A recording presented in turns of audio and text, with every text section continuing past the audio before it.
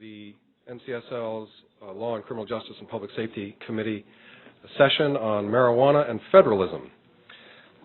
I am the Vice Chair of this committee, Roger Goodman, State Representative from the state of Washington, which is now 3 years into a new regulatory system for marijuana as an alternative to prohibition. I'm the Chair of the House Public Safety Committee in the Washington State Legislature. And ironically, marijuana is no longer in my jurisdiction. It's in the Business Committee. So, a little bit of history about myself. Before getting elected to the state legislature, I was the director of the Sentencing Guidelines Commission back in the late 90s and saw how many people who are tragically addicted to drugs were being incarcerated for much longer than those who commit assault and other serious crimes against other people. And that began a reform process here in Washington State. I was working with the King County Bar Association here in Seattle, bringing together professional voices and others to get the state legislature to focus on treatment rather than incarceration.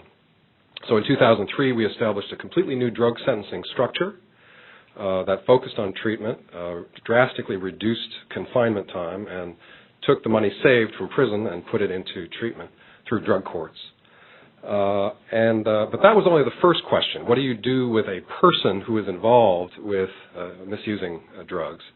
The question of what do you do about the drugs themselves was sort of taboo, and yet we did talk about it, about a rational regulatory approach as an alternative to the war on drugs prohibition approach, which by this time we know has not worked. I ran for the legislature in 2006, and the opposing party thought I was red meat. How could this guy, he wants to legalize marijuana, how could he possibly get elected? And when the people found out about my work, my vote numbers shot up, and I won by a large margin. So the people have been ahead of the politicians and the opinion leaders for years on this. And now we're seeing state after state, actually for 2 decades, beginning with medical use of marijuana, but now 4 states and the District of Columbia have outright repealed prohibition of marijuana. In the beginning, there was a lot of fear in these states that the federal law would be an impediment to the state repealing prohibition altogether, repealing the approach of criminal sanctions. And some states today, and I think we'll hear from one, are still worried about the effect of the federal prohibition on what a state can do. So we're going to hear a variety of different perspectives. We'll try to keep our comments brief so that we can have an active dialogue. So thank you very much for attending. I'm first going to introduce Professor Rob Mikos from Vanderbilt University. I've actually known about him for a long time. He's one of the nation's leading experts in this topic about the federal-state conflict of laws when it comes to prohibited drugs or marijuana included. Professor Mikos, one of his scholarly analyses is, well, I just said it, it's one of his expertise. He teaches a course on federalism, constitutional law, drug law, and policy, and marijuana law and policy. So you sort of live and breathe this stuff. Also taught at... Not breathe. He doesn't breathe. He didn't inhale. He didn't inhale. Although, again, here in Washington, no big deal. You know. So. I do have to report. There's good news from the new strict regulatory system we have for marijuana in this state. We call it cannabis. It's the Latin term. We've renamed our regulatory authority the Liquor and Cannabis Board. Beer consumption is down. DUIs are down. High schoolers are using less. And it's a strictly regulated product, so consumers know that it's safe. So I think it's been good news from a public safety perspective. That's what I wanted to see. And so I think so far the news is good. Professor Mikos also taught at Notre Dame and University of Michigan, where he earned his law degree. So please welcome Rob Mikos.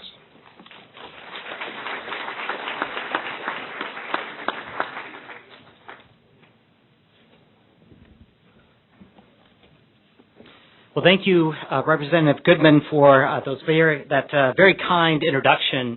I also wanted to thank Donna Lyons and Susan Frederick for inviting me out here.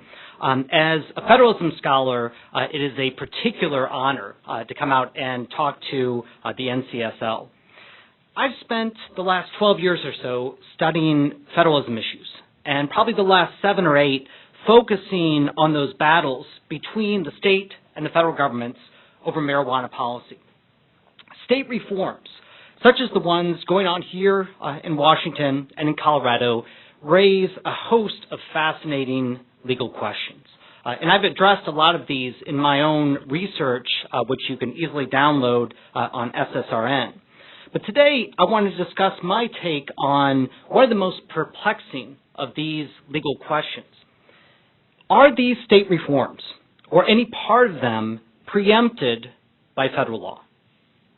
In other words, could someone convince a court to block the implementation of part or all of any of these state laws?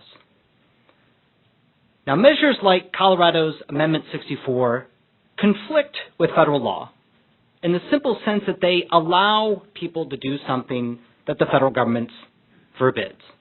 For example, to possess and traffic marijuana. And we commonly assume and intone that states can't do that. They can't pass laws that conflict with federal law because of the Supremacy Clause of the United States Constitution. But I want to suggest to you today that these state reforms have not, in fact, been preempted. That's because Congress may not block some of these reforms, even assuming that it wanted to, and because Congress would not want to block the other reforms, even though it arguably could. Now, I'm going to spend the next few minutes trying to explain why states like Washington and Colorado have acted within their legal authority, and why lawsuits challenging these state reforms, like the ones filed by the states of Nebraska and Oklahoma before the Supreme Court against Colorado, ultimately lack merit. In so doing, I think it's helpful to distinguish 2 very different things that these states are trying to do, because the authority for each of these stems from a very different source. First, these states are legalizing marijuana for purposes of state law. And by legalizing, I mean that the states have simply removed all of the sanctions that they once imposed on the possession and distribution of marijuana. For example, in Colorado and here in Washington state, state authorities are no longer arresting, jailing, or otherwise punishing adults merely for possessing marijuana. State legalization obviously poses a dramatic departure from the letter of federal law. After all, the federal government continues to ban marijuana, even if it's no longer strictly enforcing that ban. And normally, as I mentioned before, we assume that state laws like this would be preempted, which means they have no legal effect whatsoever and could be ignored. Indeed, our law books are filled with examples of state laws that are not enforceable because they conflict with federal law. Think of state laws that impose tort liability on people for selling medical devices that have been approved by the federal government. But state laws that simply legalize marijuana are fundamentally different, at least for purposes of constitutional law. And the reason is that under the Constitution, states have no obligation whatsoever to lift a finger against private citizens, even when they violate federal law. This principle is known as the anti-commandeering rule. In a nutshell, this anti-commandeering rule says that Congress cannot force a state to pass a law, including a ban on marijuana. And if Congress cannot force a state like Colorado or Washington to ban marijuana in the first instance, it naturally follows that Congress also can't stop these states from repealing bans that they no longer want to keep, which again is what legalization entails. The anti-commandeering rule is an important limit on federal supremacy. It explains why the states may legalize private activity, such as the private possession and sale of marijuana, even when that activity has been banned by the federal government. And I think it's notable that even the attorneys general of Nebraska and Oklahoma acknowledge this principle. They acknowledge in their lawsuit before the Supreme Court that they can't force Colorado to turn back the clock and recriminalize marijuana. Now, of course, I think it's fair to say that Colorado and Washington want to do more than simply legalize marijuana. They want to do a second thing. They want to regulate the drug as well.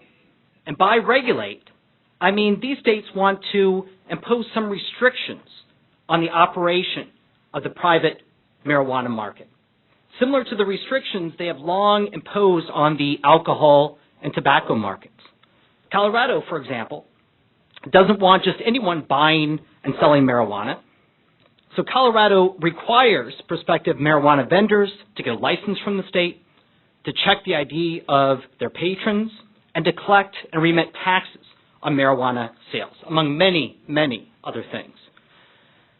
While that anti-commandeering rule I talked about empowers states to legalize marijuana for purposes of state law, it doesn't similarly empower them to regulate the drug. When it comes to regulation, the federal government really is supreme.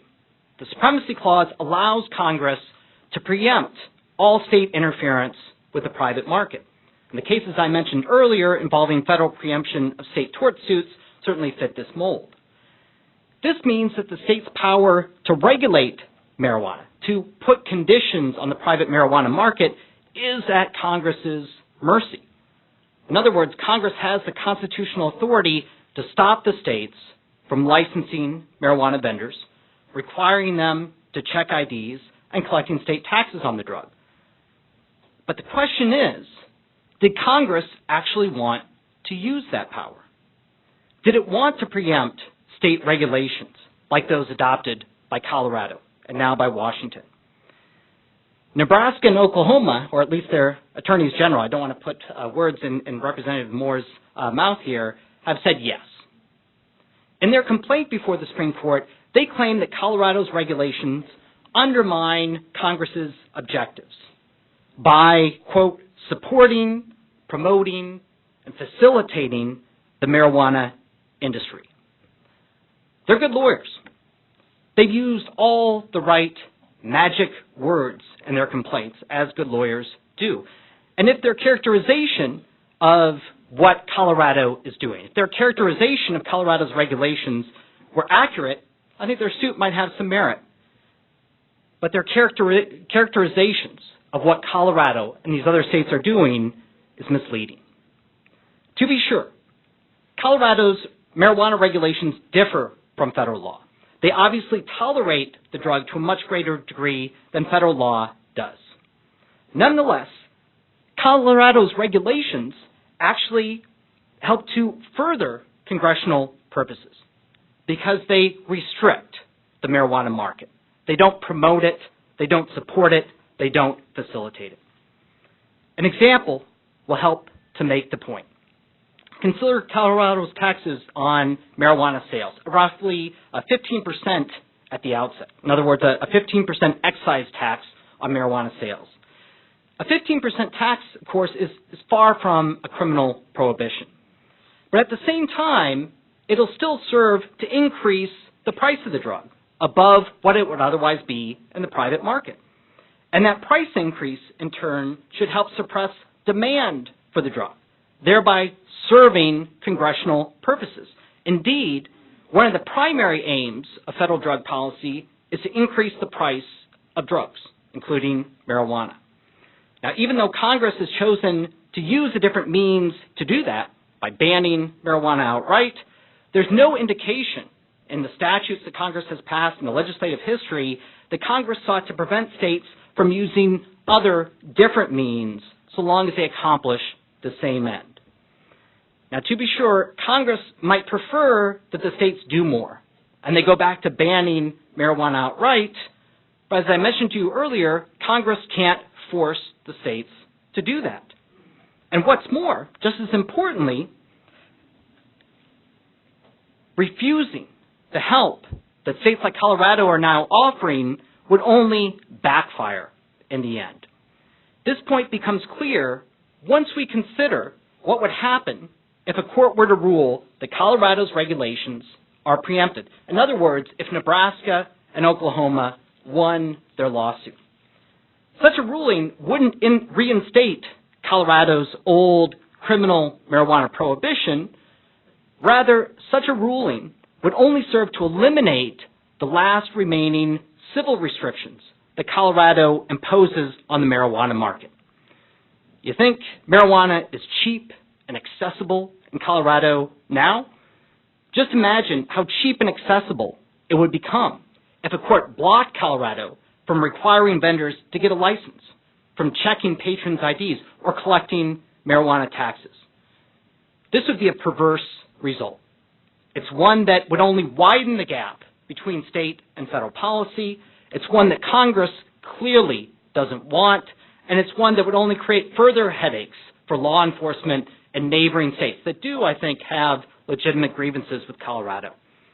In fact, I think this insight may help explain why the federal government itself has never, not once, sought to block a state marijuana reform, even though they've had plenty of time to do so. Since 1996, when California passed the first modern medical marijuana law. Indeed, in a strange twist of irony, the claim that state marijuana regulations are preempted by federal law has been championed instead by some members within the marijuana industry. Hardly a group that shares a common goal with Congress, or I imagine with Oklahoma and Nebraska. In one suit, for example, a medical marijuana dispensary in California convinced a lower state court that a local licensing requirement was preempted by federal law. Now, it didn't do so because it supported the federal government's ban on marijuana, but because it wanted to operate free and clear of the local government's interference. The local government, in fact, had denied it a license to operate in the first instance. I think it's safe to say that the court erred in that case. Congress would clearly prefer to have some state restrictions on marijuana in place than none at all. Finally, I do want to acknowledge that there is an outer limit to what the states may do. Regulations that might, in fact, conflict with the CSA, the federal drug law, and that Congress would probably prefer to block. The drafters of Colorado's Amendment 64 and Initiative 502 here in Washington were very careful to avoid initiating such conflicts, but a few medical marijuana states have arguably done so. In California, for example, not to pick on California, but in California, for example, a state court recently barred a landlord from evicting a prominent medical marijuana dispensary. It basically said that this dispensary has a right under state law, and the state will protect its right to avoid rental discrimination in the private market. In so doing, however, the state court created a direct conflict with federal law, because federal law bars that very same landlord from renting to a client it knows is violating the federal drug statutes. This means it's going to be impossible for that landlord to simultaneously comply with the state court ruling, forcing it to rent the dispensary, and the federal law prohibiting it from doing so.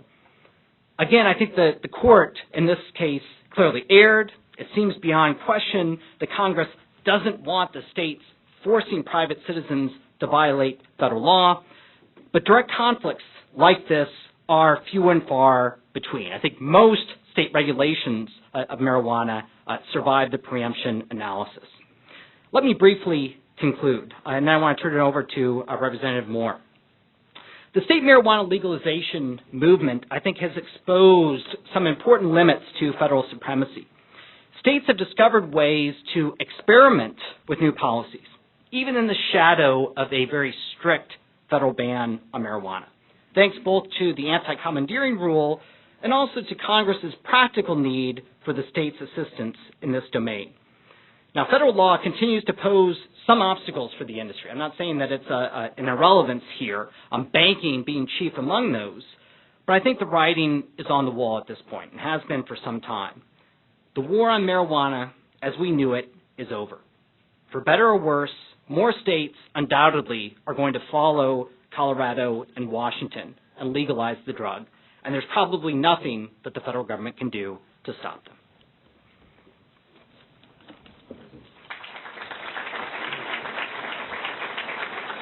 Thanks very much, Professor Mikos. Now we're going to hear a different perspective from Oklahoma, which feels somewhat threatened by its neighbor. Introduce Representative Lewis Moore from the 96th District in Oklahoma. He was elected in 2008. He's the chair of the House Committee on State and Federal Relations. This is quite relevant. Studied at New Mexico Military Institute and holds his degree from the University of Arkansas. Welcome, Representative Lewis Moore.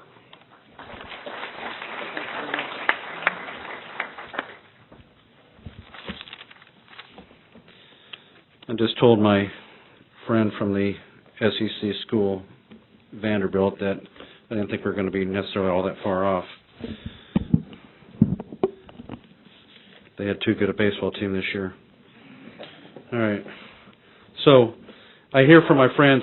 I'm at Waterford visiting this group, the nonprofit group, over the winter, and they're preparing to go to Africa to help people with wells, right? So we're over there, my wife and I and my father-in-law, and we're checking things out. I get a phone call from a buddy of mine from our committee, our States' Rights Committee, and he says, hey, the AG just sued, Colorado for their drug laws. And I thought, what the heck is he doing? This is a guy that's gone to the Supreme Court multiple times. Every AG's field of battle is the courtroom. They love the courtroom. Okay, so he's in the courtroom. We don't have enough of this guy, to really go around to fight everything that's going on. But he's wanted to fight this too. And we're going, what the heck is he doing? Because he believes in federalism, believes in states' rights. On the face of it, just doesn't look right. So as I was reading the professor's material that you sent out earlier, I was going, maybe this guy's smarter than we're giving him credit for. Maybe he's got some twist to this that we don't know. But I call him up, and he's skiing in Colorado. So when I call him up, so I guess he saw some of this firsthand. I don't know if he saw something he didn't like or something. I'm not sure. There might be another twist to this that we're not privy to here yet.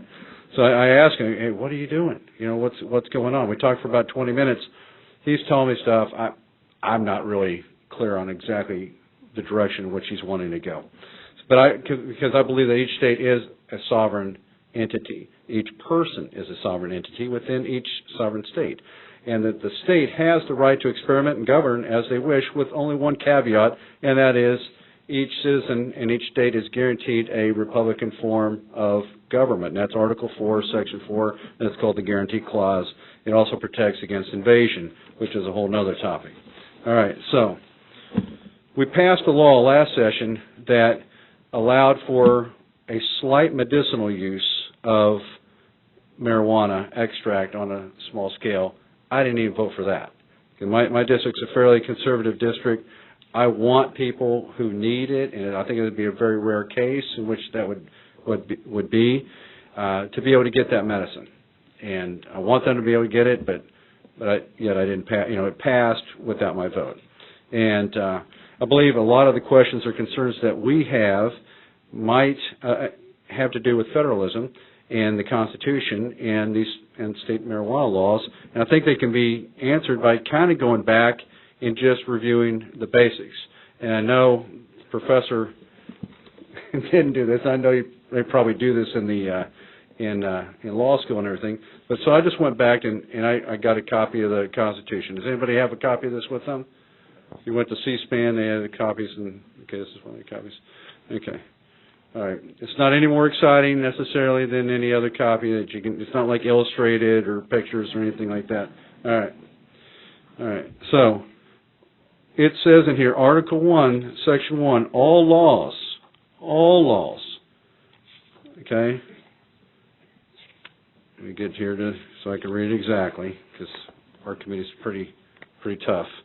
And I actually have a committee member from my committee, Representative Ken Walker from the Tulsa metro area here in the front row. And so you're never alone, okay? You're always under some kind of surveillance, aren't we, Ken? Okay. All right, the House Representative shall be, okay, Article 1, Section 1. All legislative powers herein granted shall be vested in the Congress of the United States, which shall consist of a Senate and House of Representatives. So What does that tell you? How many laws can the president make? 0. Okay. So how many laws can the Supreme Court do? In my quiz that I give my pages, I even ask them about I tell them that the Supremes, they can make all the laws they want. They don't know who the Supremes are, but Diana Ross and the Supremes. Okay. So, now how many laws can the EPA make? Fish and wildlife, because we constantly battle them about the lesser prairie chicken, and I don't think they're affected by the avian flu, so we may have to switch over to those guys. All right. So, we take an oath of office. You take an oath of office as a representative, as an elected official. All of us take an oath of office to defend and protect the Constitution of the United States against all enemies, foreign and domestic. So which version do we take the oath of office to? We take the oath of office to this version or to the version with all the opinions, rules, and decisions that would fill this room? Well, since I can't lug that one around, I take the oath of office on this one. And most people think of this when they take the oath of office. So in order to be an oath keeper, somebody that wants to live up to that oath of office, we check these things out. And we look at this. We take an oath of office to uphold the Constitution. Our state constitutions, and Oklahoma's not the only one, I'm sure, that says that the United States Constitution is the supreme law of the land. Does anybody else have a constitution that says the same thing? Tennessee, Washington, they all kind of say the same thing. I don't think that was one of those blank bills with fill in the blank spaces that they talk about sometimes. All right, so Article 1. Then you have 9 politically appointed judges. Those 9 politically appointed judges, how many laws do they get to make? They get to make none. But yet they render opinions and decisions on the constitutionality they're supposed to, on the constitutionality of the laws that they are allowed, that the Congress is allowed to put forth, and those are only concerning those items in the enumerated powers or the listed powers in Article 1, Section 8. There's 18 things in there. They're either general welfare items or they're items that have to do with common defense. So it's the right to, the Congress shall have the power to lay and collect taxes, having to do with those things that they're given the responsibility by the states, delegated by the states to do. They can raise taxes to make sure that those things happen. To borrow money on the credit of the United States. We may need to rethink that one, Roger. To regulate commerce with foreign nations and among the several states and the Indian tribes, and that's also called the Commerce Clause. That also means that if they're going to do something about commerce in between the states, it has to be the same with foreign nations and the same with the tribes. Well, coming from Oklahoma, we have 39 civilized tribes, and we have several that didn't join those, but they're still there. And we don't call them uncivilized, but they're there. And they are thinking about growing and selling and marketing marijuana also. So, can they do that in the non-Indian population do that? No. They have to be treated the same. So we have to be treated the same also with foreign nations. So is there a foreign nation that is engaging in drug trade now with the United States? Yes. Mexico. They own, or they're operating as far north of the border as 70 to 100 miles. That's not very good. They come with a cartel. And you probably haven't seen the cartel in the state of Washington yet. They probably haven't made it all the way up here yet. They are making it into Colorado. It's not going to be very good. You think they want somebody going against their business? Probably not. All right. So then you have, so those are all general welfare things. To establish a rule of naturalization. How's that one working out so far? To coin money. That's coin money. Back then they could have done paper money as well, and they did. And that was called the Continental Dollars. Remember, they weren't worth very much. They called them as worthless as a Continental Dollar. So to coin money. So coining money, that is usually silver and gold. That's constitutional money. To provide for the punishment of counterfeiting. That's one of 2 laws that are federal laws that they are supposed to even do. Counterfeiting, coin, and treason. being a traitor. Those are the two things in the Constitution that they're doing. How many federal laws are there today? Plenty. How many federal prisons, federal law officers? So I didn't see anybody in the exhibit office back there, the exhibitors back there that had to do with private prisons, but prisons and crime does pay in that respect. All right, to establish post offices and postal roads, to promote the progress of science and useful arts, copyright laws, to constitute tribunals inferior to the Supreme Court. We have 450 some odd federal judges scattered throughout the United States, but the only ones that are established in the Constitution is the federal court. But the Congress, if they wanted to get rid of the federal judges in Oklahoma, they could do so. And they can get the federal judges, I believe, all the way down to an odd number, and the lowest odd number is what, 1? I think they can get them down to 1. Okay, so defend and punish piracies and felonies committed on the high seas. So Thomas Jefferson, back in 1803, they're tired of paying $6 million a year for ransom of the ships and they messed with the Somalian pirates. So he gets a navy together with some Marines on it. And if anybody a Marine here or a former Marine? All right, so to the shores of Tripoli, right? So that's part of the Marine hymn is the shores of Tripoli. What did that have to do with? He went over and kicked their butt because they were messing with him. He was tired of paying $6 million a year, which was probably a little bit of money back then, 1803. So he dealt with them in that respect, to declare war, to raise and support armies, to maintain a navy. Okay, so there's a bunch of stuff in here that has to do with common defense. What I'm getting at is there's not something in here that says anything about drugs that I've been able to find. Did they have cannabis back then? Did they have hemp back then? Most likely, yes.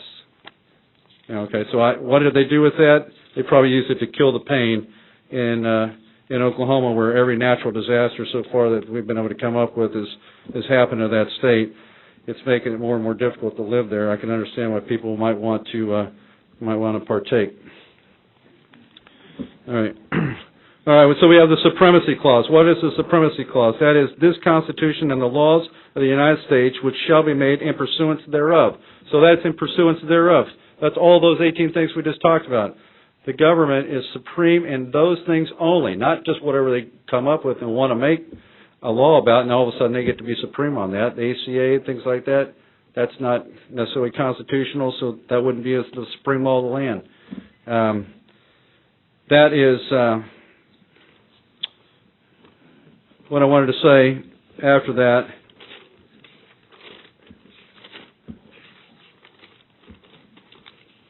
Was that we had 500 arrests for trafficking of marijuana last year that were on our highways.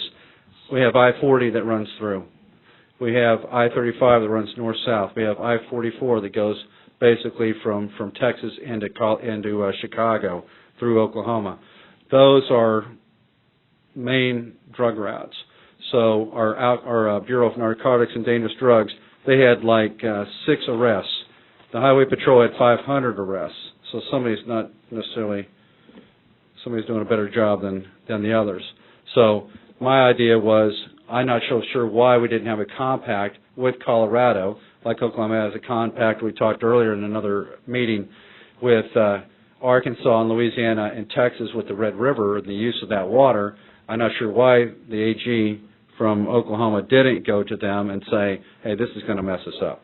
This possibly be some people bringing marijuana in here that would go against the good discipline that we're trying to maintain here in the state of Oklahoma.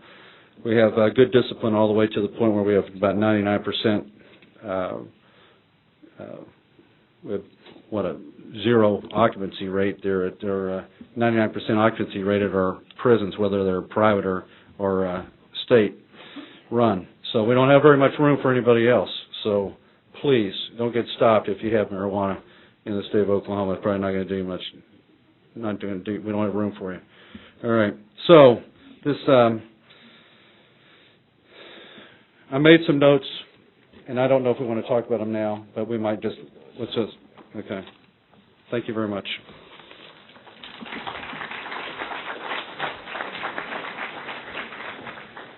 thanks to both of you. You brought up issues that I'm going to sort of kick off the Q&A, but any of you who have questions, you can just line up at the microphones and we'll engage in a dialogue for the rest of the session.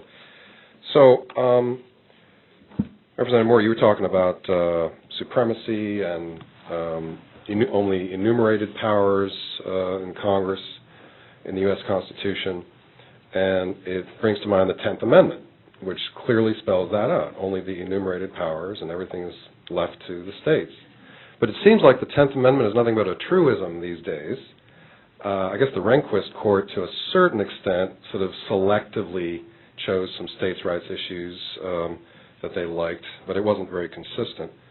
And I'm wondering whether it's really, ever since the Civil Rights Movement, 1960s, that was the Warren Court, I guess, the Commerce Clause has taken over, in a sense. So I've been saying the Commerce Clause kind of gets into every pore of our bodies now, where the federal government, I guess the Gonzalez versus Raich case said that marijuana transferred from a doctor to a patient, non-commercial, no money changing hands, within a small town in California, affects interstate commerce. And because it affects interstate commerce, even in that tiny way, Congress can then regulate it. Is that sort of a fair reading of the Raich case, that the Commerce Clause now reaches so far that Congress can arguably control marijuana even if it's within a state and non-commercial? Yes, I think that's an accurate assessment of Raich, that Congress's commerce powers are capacious. That's why I think you have to rely on other constitutional rules to see any constraint on the federal government. That's where the anti-commandeering rule comes in. So the Commerce Clause says, Congress, you may go ahead and ban the possession, manufacture, and distribution of marijuana, but the anti-commandeering rule says, you know what, if you want to enforce that ban, you've got to do it yourself. And I think this is where Representative Moore's comments come in. There is some concern about President Obama simply giving up the fight, but this is something that every president since California acted back in 1996 has done. President Clinton, President Bush, and now President Obama, they've all chosen the battles that they're going to fight on the criminal law front. And partly that's just classic prosecutorial discretion. Legislators, as great as you are, you can't foresee every case, so you need some wiggle room in the system.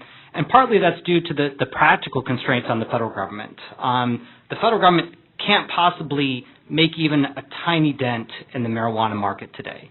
And the reason is that the chief federal law enforcement agency in charge of drugs, the DEA, has a grand total of about 5,000 agents. They're in charge of not only policing marijuana, but meth, heroin, cocaine, along with all those legal narcotics that you can buy at Walgreens and CVS. And keep in mind, there are about 19 million regular marijuana users in the United States, so about one for every 3,800 or so DEA agents. So, in a sense, President Obama, is just being realistic. Not a whole lot you can do here. Why not make this just a little bit more transparent, what every president has done? He's moved the ball a little bit more than that, but I think what he's done is largely consistent with these other ones. So I think getting back to your point, Representative Goodman, Congress can do this. It can ban this, and a state can't block a federal prosecution, but just so happens that the federal government doesn't have the resources to make those prosecutions. I understand that. So New York did that, for instance, alcohol prohibition. It just said, lift all penalties. We're just going to not recognize it, not pay for it. But Washington and Colorado and other states now are going and putting in a regulatory system in place, and that's different. So I don't think commandeering, we're actually, that's a positive conflict with the Controlled Substances Act, don't you think? Well, this is where you're right that it's a much more subtle argument, because it's no longer commandeering. I mean, Congress can tell all the states right now, all 50 states, including Oklahoma, you got to legalize marijuana. We don't want you touching it. We don't want you to pose a single constraint on the drug. It can preempt all of your restrictions, from prohibitions to simpler regulations, if it wants to. That's clear. My point here is that when it comes to preemption, though, Congress doesn't always want to preempt. You've got to spell out a story as to why Congress would prefer, what Congress can get here if it preempts is no state laws governing marijuana. Would it really prefer that vacuum, that void, to what Colorado and Washington are doing that's now? What I'm saying, I think though, that's why it's there's different separate. types of preemption, though. You can occupy the field, you can say so straight, or you can. But here we have a Controlled Substances Act which allows the states to remove criminal penalties, but creating a regulatory system for commercial availability really goes, I believe, too far. I mean, I'm not saying personally, but I mean constitutionally. Yeah. Well, I think under so that if a challenge were brought, yeah, and saying that the regulatory system set up by Washington and Colorado and other states is in direct conflict with the Controlled Substances Act, Congress has declared that this is Schedule 1, no medical value, can't use it, illegal for all purposes. Wouldn't the Supreme Court have to yield and say, yeah, I mean, 9-0. They'd have to say, look, Congress said you can't use this for anything. I don't care what you've done in the states. It's just not allowed.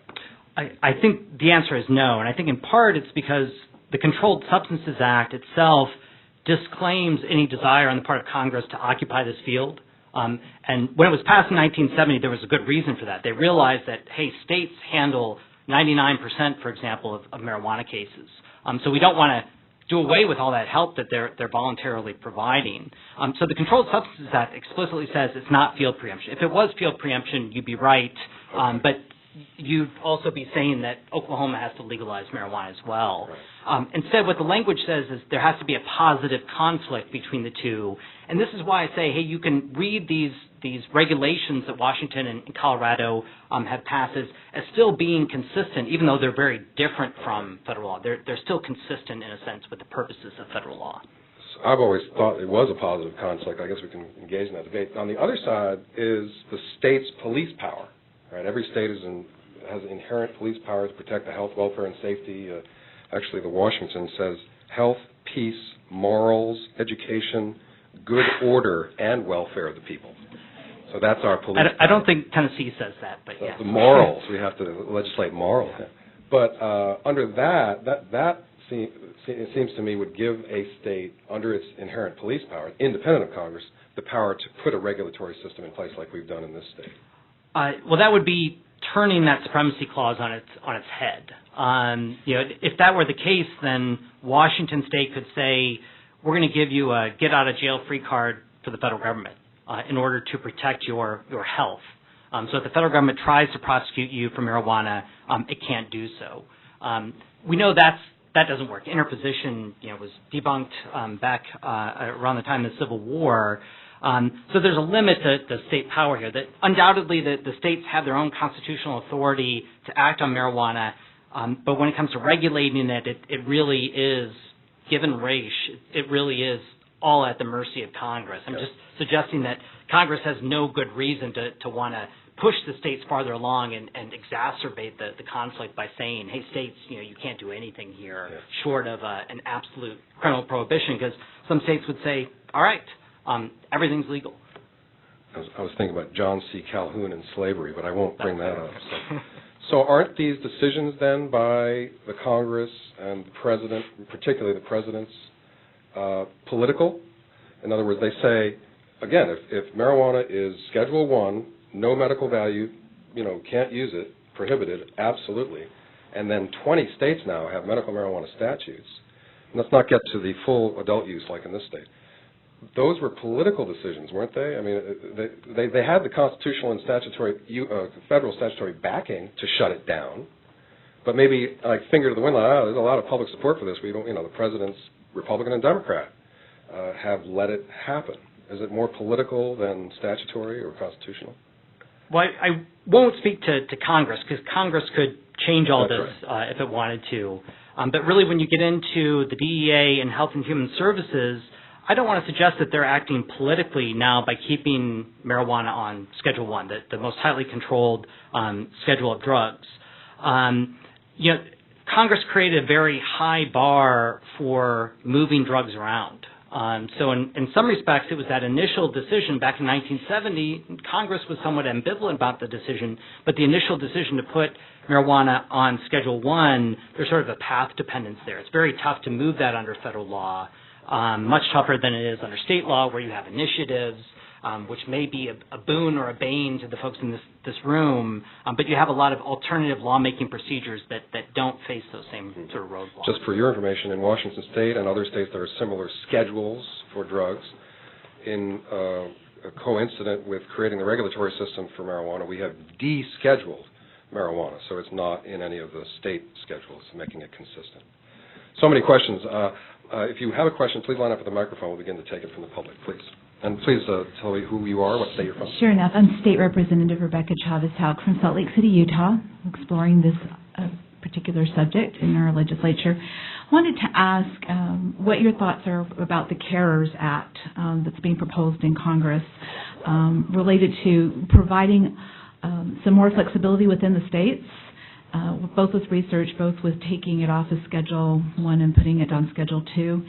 And wondering, given the frame that was presented by Professor Mikos, whether passing the CARES Act is too prescriptive and will cause more problems and more challenges by trying to piecemeal issues like research, like moving it off of Schedule 1 to 2, et cetera. So I just wanted to see what your thoughts were on that particular act that's being proposed. I think it would be great for everyone. Yeah, except for me as a law professor who thrives on sort of conflict and confusion that's created. But I think it would be great for everyone if Congress would get involved and would take the initiative here and pass some sort of legislation. I don't think that the act that you mentioned will do much. In part, it tries to do a lot of things, but in part because if you move marijuana from Schedule 1 to Schedule 2 under federal law, that's not such a big deal. Cocaine is on Schedule 2. So don't think that all of these methamphetamine as well. Yeah, don't think that all these marijuana shops in Colorado and Washington are suddenly going to become legal. But also, from what I remember of the statute, again, it basically codifies what the Obama administration has done through internal enforcement guidelines, basically saying if your federal prosecutors don't go out there and spend your money arresting these people. But the language in some of the spending legislation that Congress has passed just creates additional headaches. I think there are ways for the DOJ to get around it. I think there's some confusion on the part of the DOJ. I think it would just be simpler if, and I'm not necessarily saying this is the right thing to do, if Congress just said, all right, we're going to take marijuana out of the Controlled Substances Act and put it alongside alcohol and tobacco where the CSA doesn't apply. I'm not saying that's necessarily the right way to go. I'm just saying that's about the only way you could do this without having just tons of additional new legal questions that'll keep me in business for another 150 years. Representative Moore. I was going to say that this administration, and each administration is going to be different, so what would the next administration want to do? But we can go to see today what has this administration done or this Congress done in reference to just the District of Columbia, because they had the exclusive legislative right to change or do whatever they want with laws concerning the District of Columbia, and they have very permissive. They allowed the City Council to pass a marijuana use law there as well. I think they prevented in the D.C. appropriations any spending on it. Well, I think D.C.'s found a loophole, right? So they have but they're allowing that to happen. So that would give you the best hint of what they would do in any other state. Sure. Please. So I was going to ask a little bit about what type of preemption analysis there was, but just going on that thought, and again, this is Assemblyman Elliot Anderson from Nevada. But so I wanted to challenge the statement about furthering federal goals. How does it further federal goals of making marijuana more scarce by making it easier to buy and safer to buy by that same point? And I was wondering if you could also talk about some of the banking issues and the federal banking laws. I think that's something a lot of people are interested in. Well, you have to think about what comparison you're using here. Easier than what? So you might be thinking, how does Amendment 64 make it harder to get marijuana compared to the prior regime, which was prohibition? But the true comparison is, does Amendment 64 make it harder to get marijuana than it would be if Colorado simply said, we're going to have no laws whatsoever governing marijuana? because that's the alternative. That's what preemption does. Preemption basically extinguishes all the regulations I talked about. There's no more licensing, no more state taxation. You're left with a complete void at the state level, and you've got those 5,000 DEA agents spread around the globe combating everything. They're just going to throw up their arms. It's going to be a lot easier to get. So it may not do much, and there may be some things where you say, hey, it's making the drug safer for people because Colorado requires testing and so on. But I think even that you could fit within congressional objectives. It's not as if Congress wants people taking tainted heroin, tainted marijuana. Maybe it increases use somewhat, but if use is safer, maybe Congress would actually support that. So I think ultimately these regulations are consistent with congressional goals. They move in the right direction from Congress's perspective, at least if you consider the appropriate baseline here, which is absolutely crucial. The banking issues are tougher. This is where the Obama administration has issued some guidance. The FinCEN and the Treasury Department have issued memoranda to banks basically saying, you know what, if you want to allow people to open up bank accounts with you, if you want marijuana dispensaries to do that, it might be okay. You still have to issue these suspicious activity reports, but you can do a streamlined report. It was very watered down guidance to the banks. And the problem with getting access to banking, if you're a marijuana dispensary, is you're a drug dealer under federal law. And any deposit you make violates about half a dozen different federal statutes. It's money laundering, too, if you're the bank and you know that these people coming in are involved in the drug business, whether or not it's legal under state law. That's a really tough hurdle to get over, tougher, I think, than just getting people to sell marijuana. People were willing to do that even when it was criminal under state law. I think it's a little tougher to get banks to violate federal drug laws just on the assurance of some regulator that they might not be prosecuted. Banks do all sorts of bad things, but this is one that they want to avoid doing. So I think it would take an act of Congress, again, to eliminate that particular hurdle for the states. Senator Moore? So the federal government allows drug money to be laundered through some of the biggest, most well-known banks, some of which have ATMs in this building. They let them launder the drug money. Every once in a while they'll fine them for $10 million or so, but meanwhile tens of billions of dollars are passing through their bank. But yet they don't want these people to do it. So, I don't know, they may have to come up with a more creative name other than drug dealer to start an account. But state banks or state credit unions would, because they have less regulatory responsibility to the federal government and to the Fed, they possibly could do that, especially if the money was staying or circulating within the state. So some of the credit unions here in Washington State have begun to bank the marijuana businesses. Once they receive a license from the state and are fully regulated, the credit unions feel safe to provide banking services. Credit cards cannot be used in the shops and so forth, so that hasn't happened yet. But it's loosening up. The guidance is going to be coming from Washington to provide the bigger banks. Really, it depends. If you walk into Wells Fargo or Bank of America, it depends on who you talk to. They may actually open up an account for you. So this is just stories from the ground level. Also thinking about the libertarian dream of marijuana being the only unregulated substance on earth, where you can just, I think there'd be some dangers there. Please. Thank you. My name is Diane Russell. I'm from Portland, Maine, a state representative, and have been working on this since 2011. At the time when I put in a tax and regulate bill, people thought I was crazy and should go to jail. So it's really refreshing to see a room packed full of people with people standing all these years later. I really appreciated your point, Professor, about congressional interest in making sure that there was less diversion. But there's more congressional interest than I think that people think about. When you think about the illegal gun trade, when you think about gang violence, when you think about all the gun violence in the inner cities, a lot of that is related directly to the drug trade. And if we can eliminate the drug trade by addressing the drug war, I think a lot of those tangential things that we don't talk about may mitigate. I appreciate the commentary about banking, but let me take it one other direction, a little off of that. Taxation, and I don't mean like the taxation at the state level.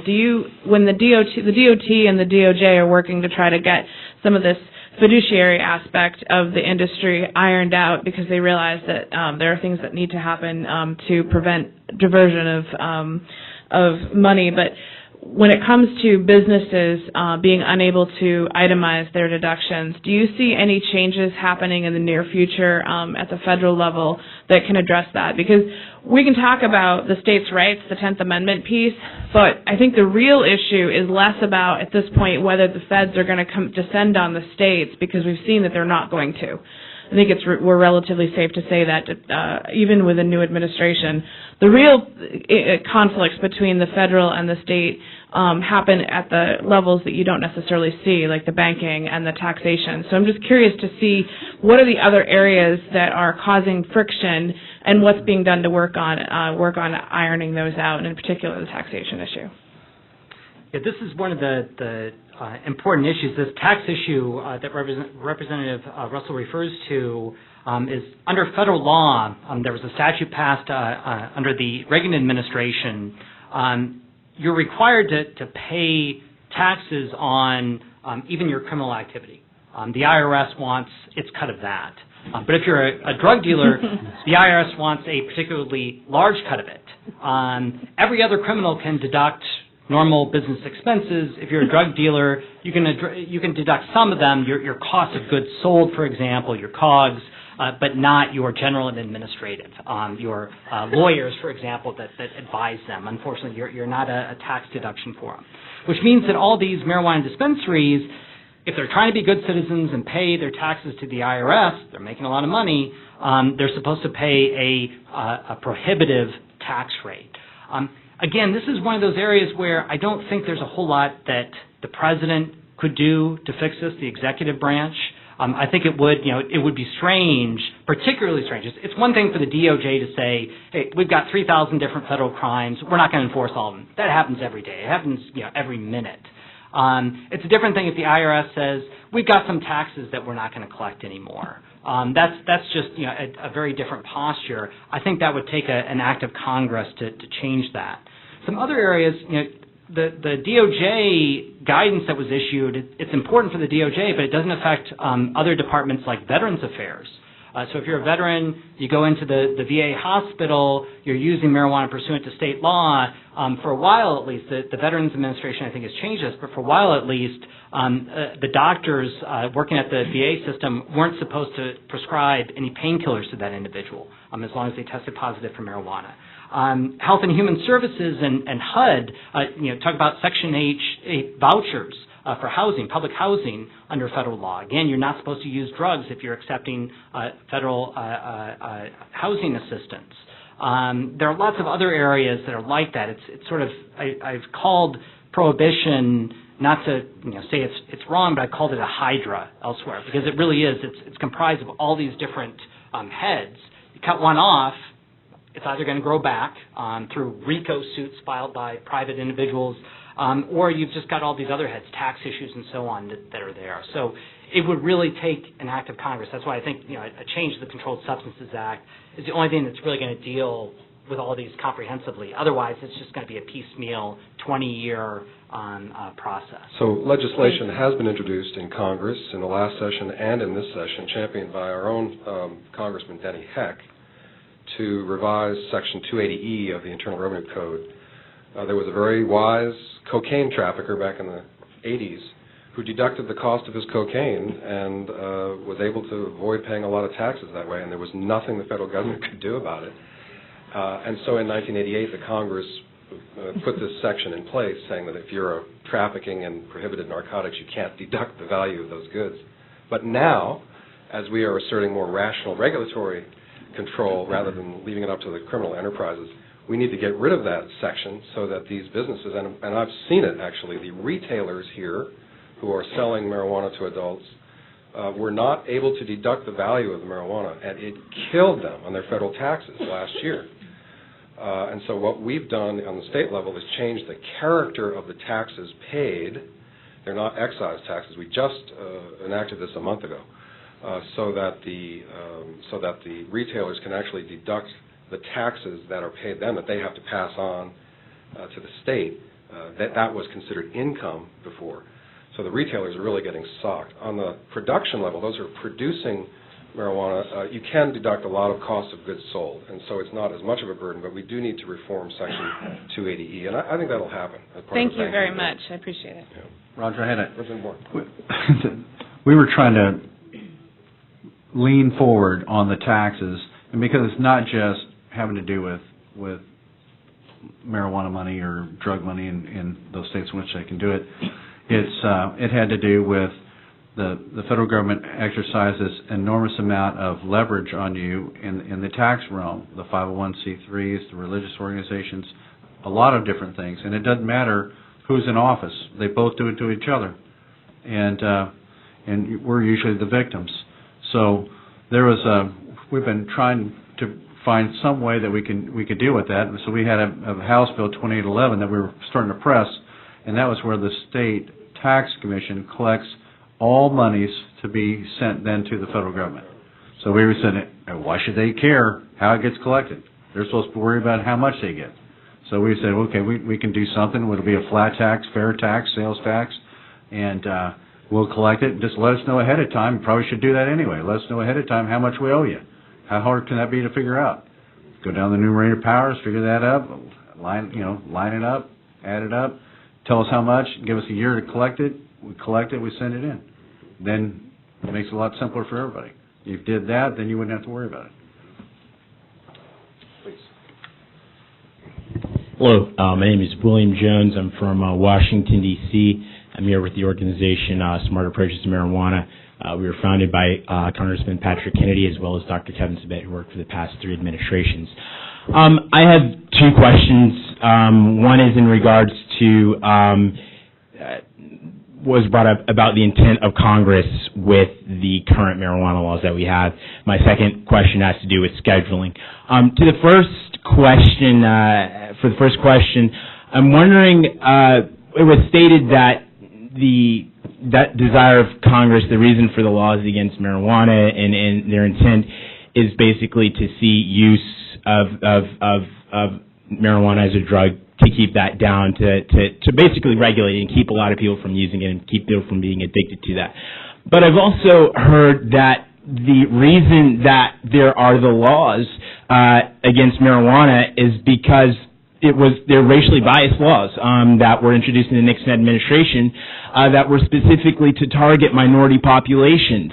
And that it didn't really have so much to do with the health implications of the drug. It didn't really have so much to do with use, but it was more about having a reason or a way to target minority populations. And some books recently have been written about that. The most well-known one, I think, is by Michelle Alexander, The New Jim Crow, that speaks to that issue.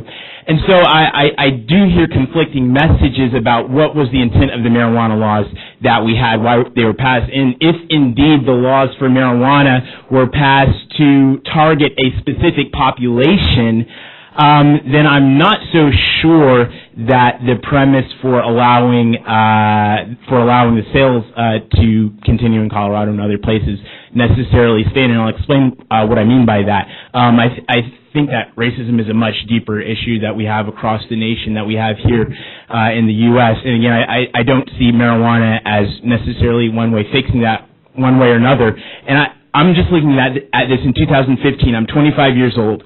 I was an activist in my community in D.C. on the marijuana issue. And, how the laws got here, I'm not sure about. There's debate that says it was for racial... Do you have a question? Yes, sir. Yes, sir. I'm sorry. Let me get to my question. How the laws got here, I think there's a lot of debate about that. But my question is, what type of evidence do we have to have on marijuana laws to say that maybe having sales in corporations that are allowed to sell marijuana is not a good thing to, as a preamble states, to promote the general welfare of the population? So if we have, are there any statistics that will allow us to say maybe this isn't a great idea for legalization, or is this purely about the intent of Congress when they originally passed those marijuana laws? And then I'll have a question about scheduling. I'll take a shot at this. So the drug laws in general, the so-called war on drugs, was absolutely targeting vulnerable and unpopular groups, segments in society. It had nothing to do with the drugs themselves. Smoking of opium was done by Chinese. Meanwhile, doctors were injecting opium in cloistered housewives in the suburbs. Cocaine was about the crazed Negro who was resistant to bullets. Marijuana was about the Mexicans stealing our jobs away, et cetera, et cetera. So, yeah, the history of the war on drugs is definitely about targeting vulnerable populations. But in terms of the drug law enforcement in the modern age, I can say here in King County, if you're African American, you're 25 times more likely to be arrested for a drug-related charge than if you're white. So by introducing a regulatory system, taking marijuana out of the criminal context, African Americans are no longer at risk that way. So the other thing, by the way, is marijuana being legally regulated here. There is no substitute or synthetic marijuana being sold, so there's the harm reduced there as well. It's another issue, but I would say there's definitely a benefit to asserting regulatory control rather than leaving it up to illegal enterprises, because then you don't have those racial disparities in drug law enforcement. There's no opportunity for law enforcement to arrest, so that it's sort of taking that tool away, in fact. But I do want to let the next person ask the question, and maybe you can line up behind there. I'll be much more brief. My name is Leslie Engelking, and I run a company called Focus. It's Foundation of Cannabis Unified Standards. And we're currently developing standards for the cannabis industry internationally with the American National Standards Institute and ISO, and they're quality and safety-based standards. And my question is it feasible or possible for the legislature or Congress to pass something to say that all cannabis businesses need to follow quality and safety-based accredited standards, even without rescheduling or legalizing on a national level? Not on the federal level. No. Congress would have federal prohibition has to be lifted in order for the conversation about these regulatory issues to happen. So we've lifted it here in the state, and so we have all sorts of specific regulations about testing and standards and so forth, the way it should be. But not on the federal level, not until they lift prohibition. Is that right? That's right. I mean, even if the DEA were to reschedule marijuana, and they arguably have the power to do so, but probably only down to Schedule 2, maybe Schedule 3, you could look to the DEA. It would be the DEA that ultimately crafted the regulations. It probably wouldn't come from Congress. Congress could do it if it wanted to, but the DEA is normally the one that handles that, and they have all sorts of rules and regulations in place for other Schedule 2 and Schedule 3 substances, how they're supposed to be produced, how many times you get inspected, that sort of thing, what can be in them, what not. So ultimately, it would come down to the DEA that would probably handle that sort of thing. So my reason for asking, obviously, is following the Cole memos and their guidance to the companies and not rating them based on them meeting these certain criteria. If one of those criteria could be that they meet the quality and safety standards that are set and accredited through a nationwide organization or an international organization like ISO, I mean, these are... Well, they would apply to the you need to work with the individual states at this point. Well, I realize that, and we are. Yeah. But obviously, things would be much easier if they could just go on a federal level, because all states are different regulations at this point, and it makes businesses and patients have a very hard time because they don't know. It's ironic that Schedule 1 is this creation of the war on drugs. I mean, it's just... Right. These drugs just are, we pretend that they don't exist, or, we're sort of outlawing them. But what's more ironic is that who decides it's on Schedule 1 is law enforcement rather than, like, health experts. We're talking about drugs. It's very interesting. We'll go here. Thank you.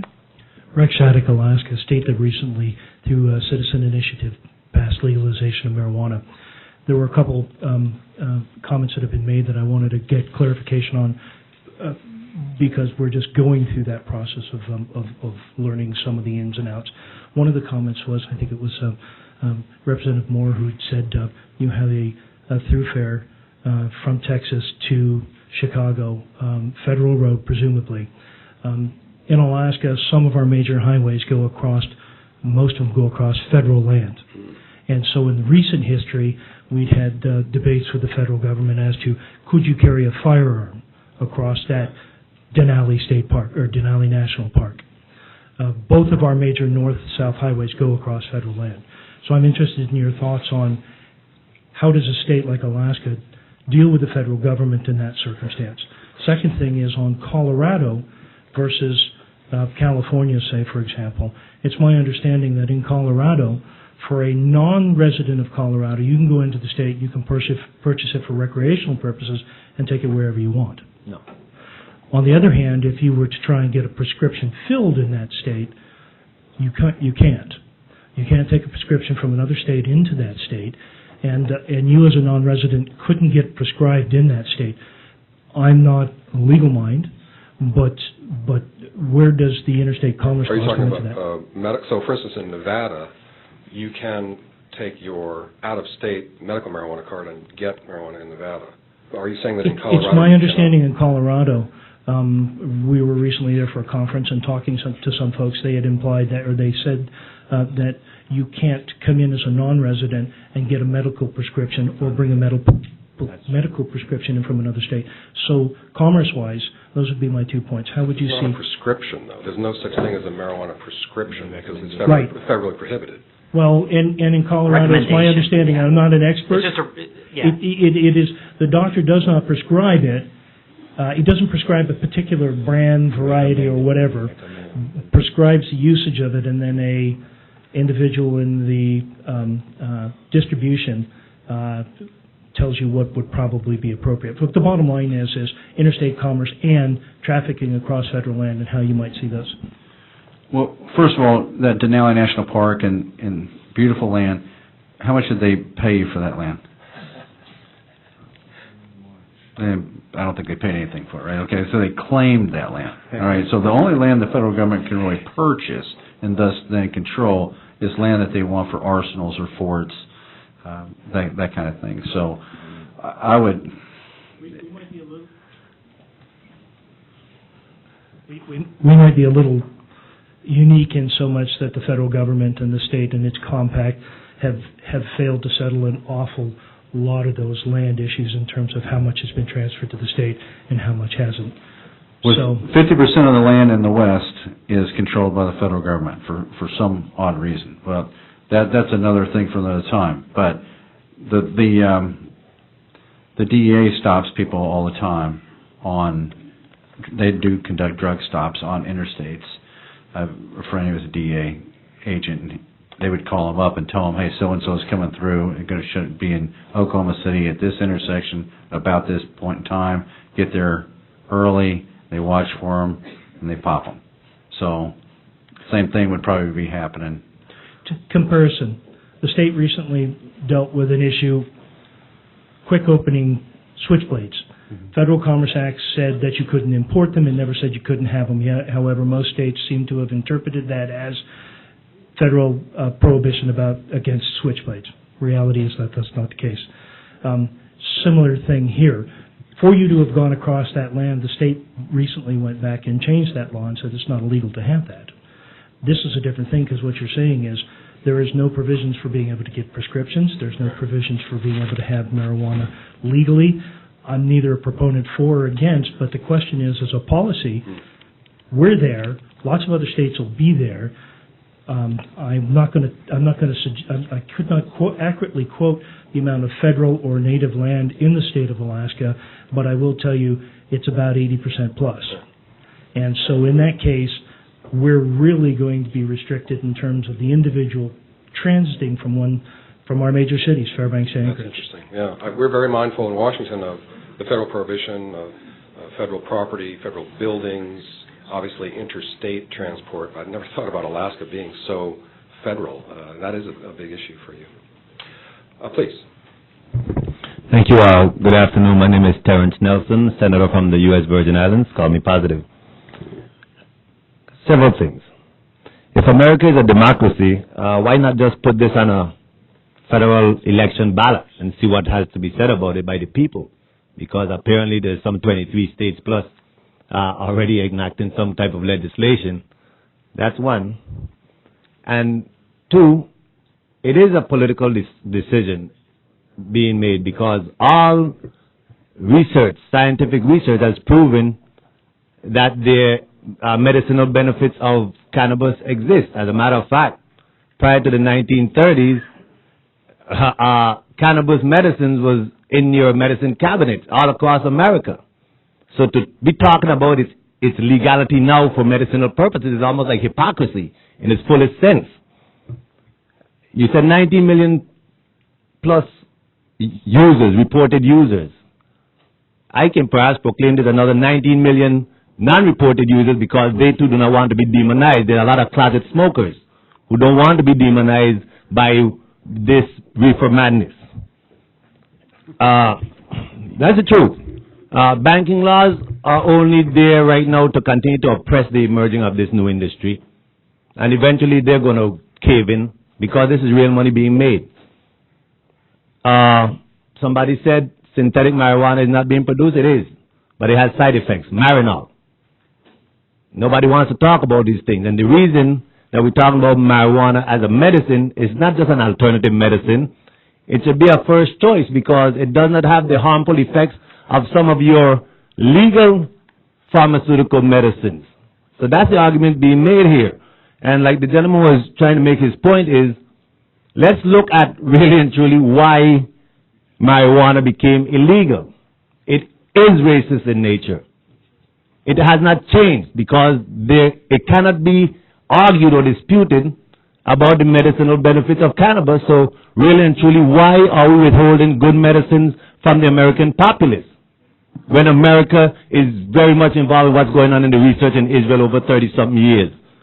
So I want us as policymakers, I'm actually pushing the legislation back home in the Virgin Islands, but we need to stand forward and tell the federal government to come on up, step up to the plate, be responsible, stop causing people to have to be prisoners of states, to have to move, be refugees of states that have legalization. That's not right if we are in fact America. So it's time that the American populace stand up and get out of this reefer madness age because all of the research, and only until, I'll end on this point, it's only until recently that even in the medical schools that they learned about the endocannabinoid system in the human body. And they learned that while trying to research the impact of cannabis plant on the human body. So I'm here to tell you, it's time to step forward in 2015. Get out of the conspiracies of the 1930. That's what it was. Everybody knew it was a conspiracy, and it's time we get out of that. And the reason why you have state officials, elected federal officials afraid to oppose it because everybody afraid to go against big business. Don't want to be looked at as having a conspiracy. Well, the conspiracy exists, and it's time to stop it. Thank you very much. Thank you. So Washington, I guess, has already said no to all that in Colorado. That is a strong argument backed by evidence that in the 1930s, William Randolph Hearst, who was angry at the Mexicans for having taken his property away in 1911, demonized them in his newspapers, and DuPont, who had the patent to make Hearst's wood pulp into paper, helped to finance this to protect his oil-based patents. And so we sort of took a fork in the road in 1937 in the petroleum way rather than the biomass way. So it's actually larger consequences if you think about it. And let me just make one more point since you brought him up. He also traveled around the world, and there's actually a treaty established by various countries, and that is why transporting cannabis is not only a U.S. situation, but it's an international situation that has to be rolled back. Yeah, the United States got the United Nations to enact a number of... Thank you very much. So it's time we start to talk about the real conspiracy. Thank you very much. Thank you. Brad Daw, Representative Daw from Utah. I just want to say very informative, very useful presentation. And Representative Moore, when you talk about federal ownership of lands, I feel that pain deeply in Utah. I can tell you that right now. My question is very simple. We've been looking at this very carefully, and we're looking at a much more cautious approach. Two issues that we've kind of run up against are clearly the people that we want, again, not using the word prescribing, but using the word recommending, would be doctors. And most doctors would fear losing their DEA license. And then, of course, the people we want doing the dispensing, again, they can't do it through a pharmacy, but the people who want doing the dispensing would be pharmacists, and they would have concerns over licensing as well. Do you have any insight on those two issues, the licensing of doctors and pharmacists? Yeah, so this is actually, this is an instance where federal law has clearly sort of warped the laws that the states have passed. The states have found a workaround for this, but it means that they don't require patients to go out and get a physician's prescription. That's why we don't use the word prescription in this context, because there's no such thing. You can't get a prescription for marijuana. Instead, what you need is a physician's recommendation. why is that? I mean, they're for all practical purposes, they're the exact same thing, other than you don't have the dosages and things like that. They're the exact same thing. The problem is that what the DEA threatened to do in the Clinton administration and then again in the Bush administration was the DEA controls your prescription drug authority. If you're a physician, you want to practice medicine, you want to prescribe drugs to your patients, you need authorization from the DEA. The DEA said it was against the public interest if you prescribe marijuana to a patient. And they may be right about that as a matter of federal law, but the way that the states worked around that is they said, well, you no longer need that magical prescription that the DEA controls. You just need a recommendation. The DEA can't punish you for that. This is actually a Ninth Circuit decision, but the DEA has obeyed this nationwide. The Ninth Circuit basically said physicians have a First Amendment constitutional right to discuss treatment options with patients, which entails also recommending this drug to the patient.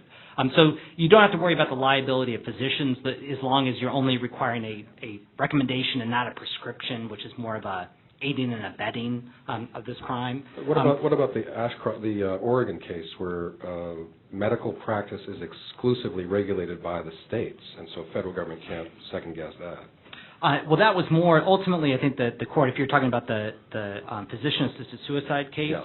I think that ultimately came down to the court basically saying we don't think Congress actually wanted to do this. The Attorney General had overstepped his bounds, but when it came to Conan versus Walters, is the interesting Circuit's case, DEA tried to say, hey, you recommend marijuana to your patient, we're yanking your DEA authorization, we're going to kill your medical practice, and the Ninth Circuit said you can't do that. If I could, just a very brief follow-up. You've mentioned doctors, that's great. Just maybe touch on pharmacies, and then one other I didn't quite mention, and that is research universities being able to do studies with different cannabinoids. Again, they have a DEA license as well. So if you could just touch on those, I'd appreciate that. I think that gets very tricky. I think that the pharmacies are like banks. They have compliance officials. They're very uptight about trying to comply with the law. They don't want to be in a situation where they're licensed to dispense all sorts of prescription medications could be yanked if the DEA changes its mind or the Department of Justice changes its mind about enforcement. I think that's why no state that's developed a distribution system for marijuana, no state has done so through pharmacies. It's all been through these standalone marijuana dispensaries. Call them what you want. They're called a dozen different things in the states, but none of them go through pharmacies, and that's not going to change until federal law changes. Doesn't matter what federal enforcement is. That's just not a reliable enough guarantee to these people. Research universities face a similar problem, and they've done this even with allowing students to use medical marijuana. They're worried about losing their federal funding. Again, they've got to be in compliance. They've got to certify to the federal government we're in compliance with all federal laws. If they're out there experimenting with marijuana, not in fraternities as done now, non-medically, but if they're experimenting with marijuana, their researchers are doing that outside the confines of some federally approved project, they're going to be worried about losing their money. So I think universities are going to be sheepish about this as well, again, until there's a change in federal law. So I can tell you what we've done here in Washington just a month ago. We enacted a series of bills, one of which was to create a new research license, state-issued research license, so that universities who are federally funded can do research under our state regulatory system. So the federal government, under the Cole Memorandum, the Justice Department, has said that our regulatory system, they're watching it closely, but as long as we meet the criteria in terms of, out-of-state transport and leakage into the illegal market and protecting children and firearms and all the various criteria, then they will let our system proceed. So this license to do research is part of letting our system proceed. So the research issue is not an issue anymore in this state. As to pharmaceuticals, we're not approaching marijuana like pharmaceuticals. We're approaching it like alcohol and intoxicants. It's not technically an intoxicant, but the whole notion is to regulate marijuana like alcohol. And then similarly, across the country, we would then see a patchwork of marijuana laws like we have a patchwork of alcohol laws. Thank you, Delegate Dan Morheim from Maryland. I'm also a practicing emergency medicine physician and on the faculty at Johns Hopkins. So my comment is really this. I agree with my friend from Virgin Islands. on a host of things, but most medicines come from plants, historically. History of medicine, there have been exactly 0 overdose deaths from cannabis. As a practicing physician, I prescribe drugs every day that are vastly more dangerous. And I'm not just talking about narcotics, because I work in a trauma center, ER, in the middle of Baltimore, so you can imagine a little bit of what I see. But diabetes medicines, antibiotics, hypertensive medicines, and so on.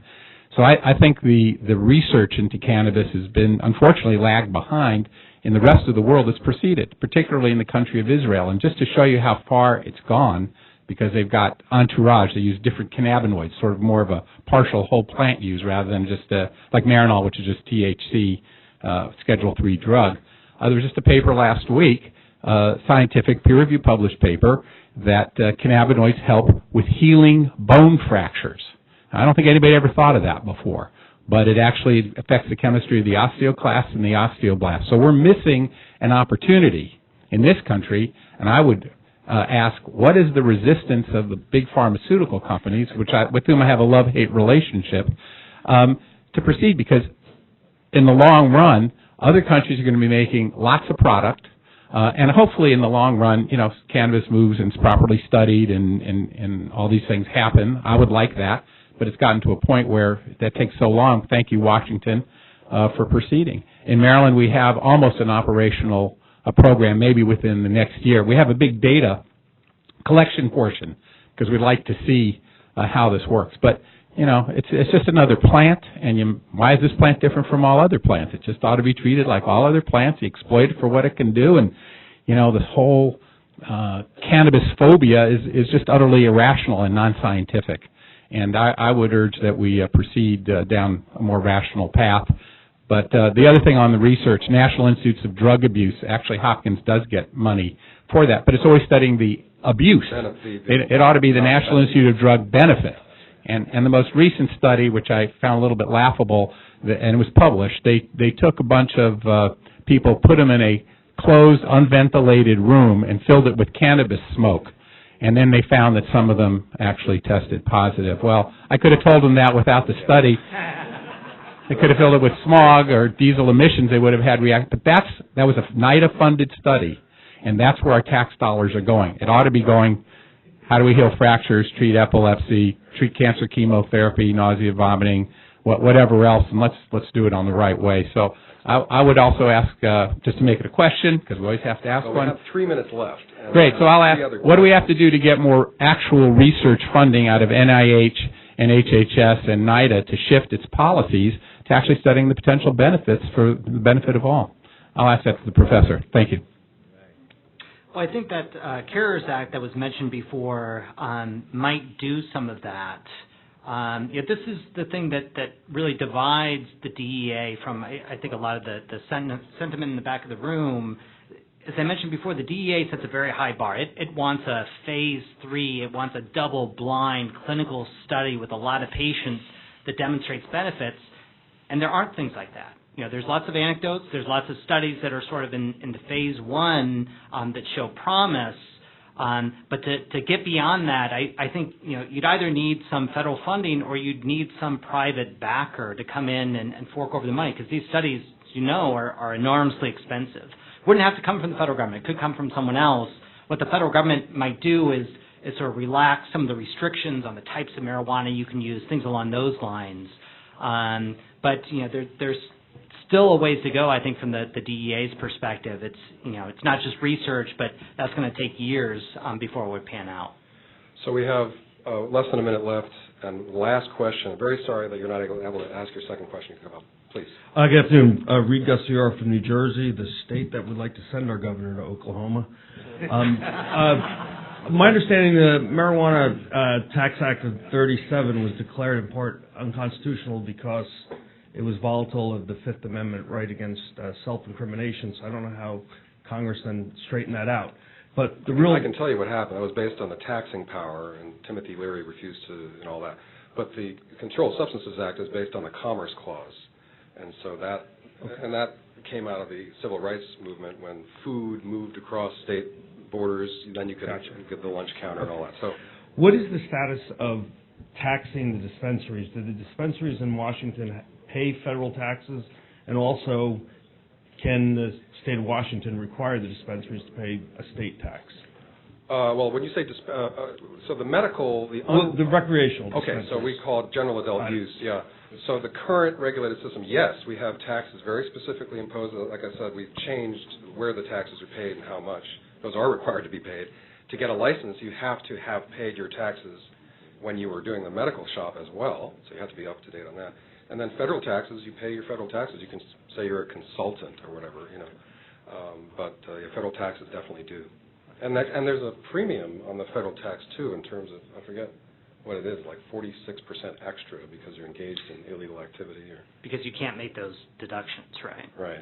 So it is okay for the state, if they allow recreational use, to tax a state tax. Oh yeah, that's what I call it. Every state does. Oklahoma has a tax on all illicit drugs. I think I looked this up not too long ago. I think it collected $80 last year. But it's the old system. Yeah, you have every to have a tax drug dealer stamp, is required. Right? Yeah. You don't have the tax stamp. Well, thank you very much. Very interesting panel. Appreciate it.